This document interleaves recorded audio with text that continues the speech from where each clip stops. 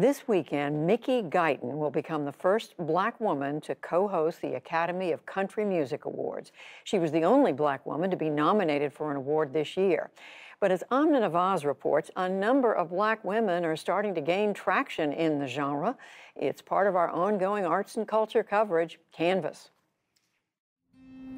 Like my good just ain't good enough, my honest ain't true enough. When Brittney Spencer released the first single from her debut EP last summer, she didn't know what to expect. But Jesus is brave. Honestly, I didn't know that anyone would listen to this project. I just thought that I was putting out something on all the streaming services to be able to send whenever I pitch myself for like a 2 a.m. slot at a festival or something. And so much more has happened. You can hold my hand. In October, Spencer tweeted out her cover of a song by country supergroup The Highwomen. A month later, she said she was floored when group member Maren Morris sent her a shout-out from the Country Music Awards stage. Brittney Spencer, Rhiannon Giddens, there are so many amazing Black women that pioneered and continue to pioneer this genre. Since then, Spencer's song Compassion, which tackles issues of racial justice, has been streamed more than 3.5 million times on Spotify. It's been such a wild ride. I'm honestly just living in a constant state of gratitude because so many people have embraced me. Singers like Brittney Spencer, Tiara, Chapel Hart, Raina Roberts, Miko Marks,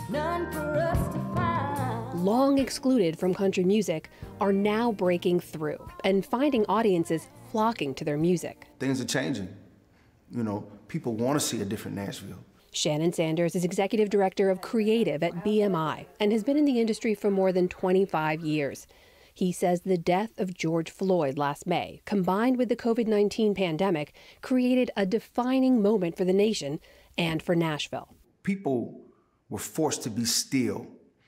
People were forced to pay attention. America especially had time to just stop, look at itself, and realize what was going on. What was going on in country music was that people of color, especially women, were being kept out. A recent study from the University of Ottawa found that women of color represent less than 1% of artists signed to a major label. And over the last 20 years, Black women accounted for 0.03% of all music played on country radio. There's already the issue of women not necessarily getting the same airplay as male artists. Add to that, being a person of color. Show the world you're a country girl.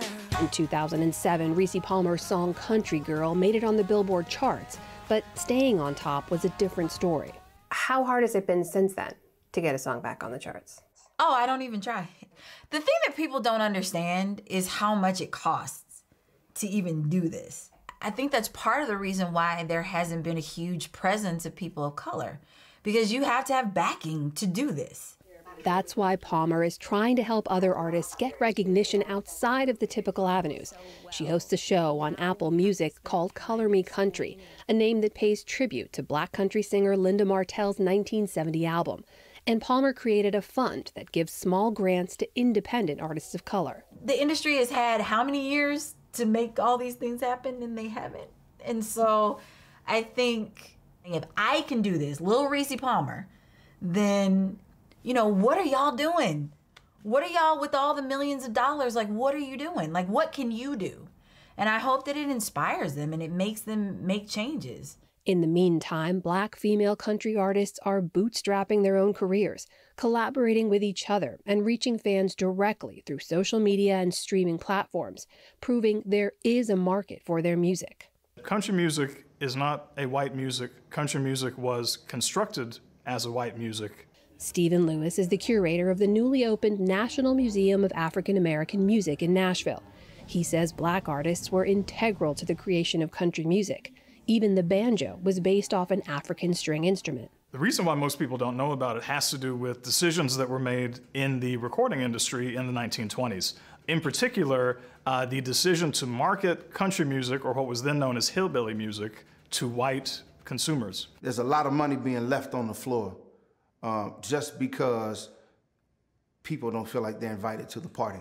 Black people were at the concrete pouring, if you will, of country music and built this house and then somehow got locked out.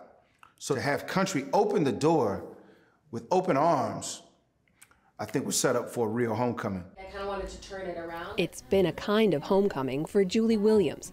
She grew up in Tampa, and even though she'd listened to country music as a child, she didn't imagine herself becoming a country singer. It's hard to want to go into a genre of country music when country music for me was the boys in high school blasting it out of the back of their trucks with Confederate flags on it, right? It told me that this isn't a genre for me. Even when I moved to Nashville, I was hesitant to say that I was a country artist because that was not the country that I want to be a part of. But the country of Reese Palmer, Mickey Guyton, Maren Morris, right? That's the country I want to be a part of.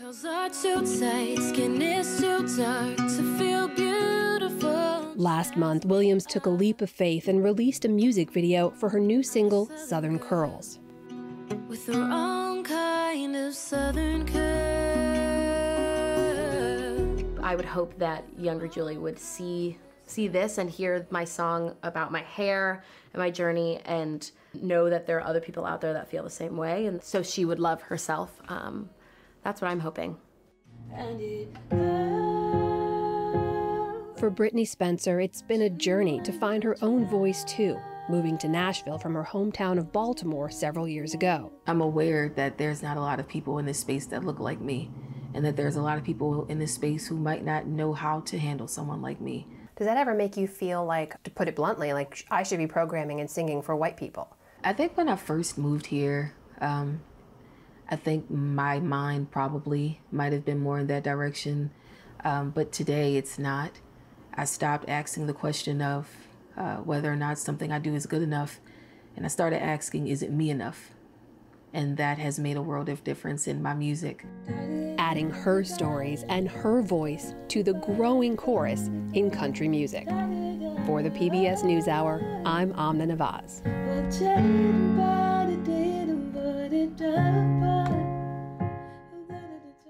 And you can see more of our arts coverage later tonight on Beyond the Canvas, presented by our own Amna Nawaz. You can check your local PBS listings.